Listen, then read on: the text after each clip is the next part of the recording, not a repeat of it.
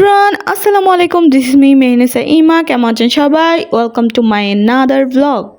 এটা হচ্ছে আমাদের ড্রয়িং রুম। আর এই যে সোফাগুলো দেখছেন, এগুলো হচ্ছে আমার বিয়ের সময় আমার বাবা দিয়েছিল। এগুলো আপনারা হয়তো আমার ভিডিওতে অনেকবারই দেখেছেন। আর এইগুলো আজকে লাস্টবারের মতো দেখে নেন।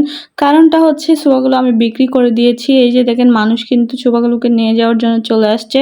আর ওদের জন্য আমি এখানে ফ্রুট কেটে নিয়েছি, সাথে বানিয়ে নিচ্ছি হচ্ছে চা, ওদেরকে নাস্তা দেওয়ার জন্য। আর এই যে দেখেন, আমার সোফাগুলো অলরেডি নিয়ে যাচ্ছে।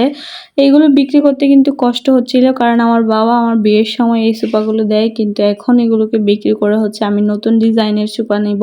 তাই মনের মধ্যে কষ্ট রেখেও হচ্ছে এগুলো আমাকে বিক্রি করে দিতে হচ্ছে, কারণ হচ্ছে পুরাতনগুলো বিক্রি না করলে নতুনগুলো আমরা কিভাবে নিব সেটা আর কি। তাই এগুলো বিক্রি করে দিচ্ছি। আর আয়েশপা দেখেন এখানে দাঁড়ায় দাঁড়ায় দেখতেছিল আর বলতেছিল আমাদের সোফাগুলো কেন নিয়ে যাচ্ছে আঙ্কেলরা।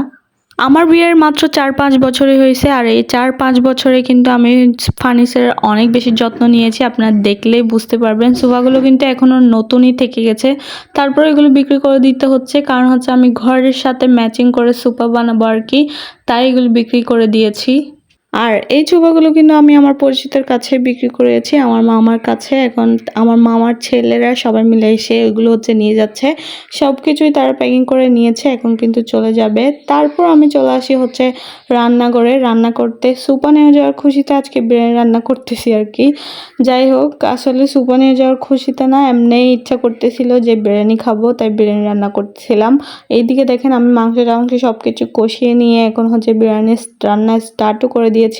আপনাদের থেকে যদি আমার বিরিয়ানির রেসিপিটা লাগে তাহলে অবশ্যই কমেন্ট করে জানাবেন, তাহলে আমি অবশ্যই রেসিপিটা দিয়ে দিব। একদম সিম্পলভাবে ঘরোয়া পদ্ধতিতেই কিন্তু আমি বিরিয়ানিটা রান্না করি, বেশি কিছু ইউজ করি না, অল্প কিছু পরিমাণ জিনিস দিয়ে হচ্ছে আমি বিরিয়ানিটা রান্না করি। আর আমার হাতের বিরিয়ানি কিন্তু আমার হাজব্যান্ড আর আমার পরিবারের অনেক বেশি পছন্দ, তাই আমি মাঝে মধ্যেই হচ্ছে বিরিয়ানি রান্না করি আর কি। আর আরিশফার বিরিয়ানিটা এত ফেভারিট যে আমি রান্না করার সময় সে অনেকবার এসে জিজ্ঞেস করতেছিলাম বিরিয়ানি হয়েছে নাকি, আমাকে দিয়ে দাও। বাটি নিয়ে সে বসে আছে বিরিয়ানি খাওয়ার জন্য। বাহিরে কিন্তু প্রচুর পরিমাণে বৃষ্টিও হচ্ছিল, আর বৃষ্টির দিনে বিরিয়ানি খাওয়ার মজাটা আলাদা। আর এইদিকে দেখেন, আমি সবকিছু রেডি করে হচ্ছে এখন ভালোভাবে ঢেকে চলে যাব। আর এইদিকে আমি বৃষ্টি দেখতে চলে আসছি। বাহিরের অবস্থা দেখেন, অনেক বেশি সুন্দর লাগতেছিল আসলে বৃষ্টি পড়ার সময়।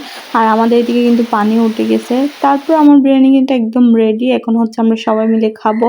আর কালারটা একবার দেখেন, এই কালারটা আমার অনেক বেশি পছন্দের আর কি।